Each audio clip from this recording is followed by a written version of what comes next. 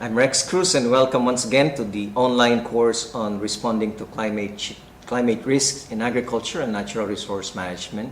We're still covering Module 3, the introductory part of vulnerability assessment. For this particular lecture, I'll deliver the part 1 of the assessment process for climate change vulnerability assessment. If you recall in the previous lecture, I mentioned about the importance of information on vulnerability in adaptation planning, particularly in the design, prioritization, and evaluation of adaptation strategies. For this particular lecture, I'll share with you the different steps involved in undertaking vulnerability assessment. And let me begin with step number 1, definition of scope and purpose of assessment. The main goal of this step is to identify people and areas of interest. In other words, we are not yet saying that these are the people or areas that are vulnerable to climate change, but these are simply the people who are of interest. They may or may not be vulnerable to climate change.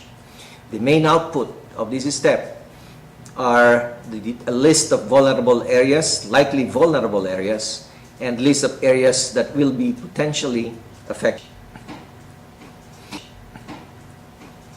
The data that we need here at the minimum includes records of past climate change related impacts, base maps, meaning to say location map, vegetation cover map, topographic map, including demographic information and forest cover data. This information we can generate through various means. One of them is by reviewing existing documents, by interviewing key informants, people from government agencies or people from the communities. And we can also engage our stakeholders in focus group discussions. This can involve people who are exposed to climate-related events or people who are in a position to help vulnerable people. In this table,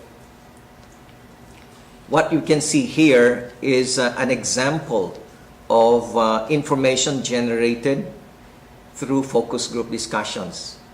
Imagine you start with a blank table.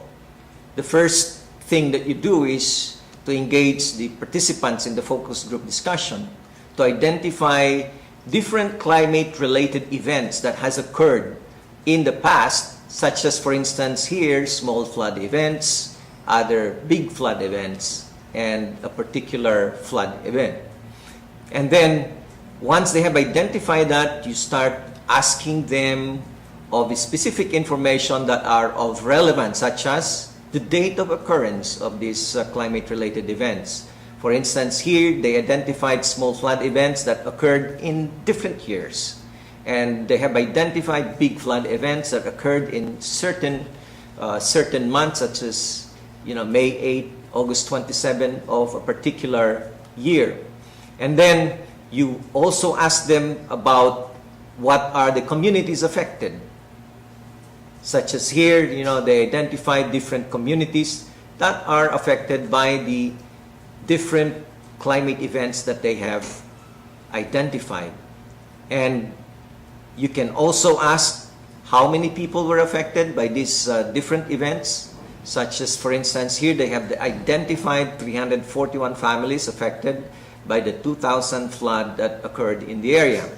And then you can also ask the people participating in the discussion about the specifics of what actually happened during the time that the flood events occurred, such as, for instance, flooding of the floodplain, damaging the crops, and so on. This is the kind of information that you can generate through focus group discussion. Moving on to step number 2, this is a description of people, areas, and sector that will be affected or likely be affected by climate change. The purpose of this step is to establish baseline conditions and also to assess the non-climate stressors. The importance of this is to be able to segregate the impacts due to climate change and the impact due to some other factors, so that in the design of adaptation measures, we can be very specific and we can be very directed in proposing measures that will truly address the impacts of climate change and not, trying to address something that is not due to climate change. The output here is a list of priority impact areas. The data that we need for this particular step include records of past climate change related impacts, base maps, demographic information, and information on forest cover. And this is if you are conducting a vulnerability assessment for the forest sector. But then you can include other specific information as may be related to the particular area of interest or groups of people that you are trying to study. In generating this information, again, focus group discussion will be very useful, participatory workshops, and historical analysis or reconstruction of past events.